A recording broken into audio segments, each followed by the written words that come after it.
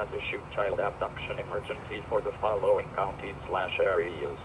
Texas, at 6:30 p.m. on August 20th, 2025, effective until 6:30 p.m. August 21st, 2025.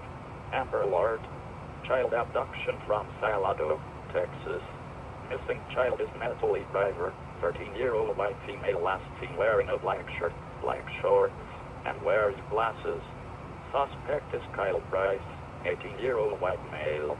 Call Bell County Sheriff's Office with information. If seen, call 911.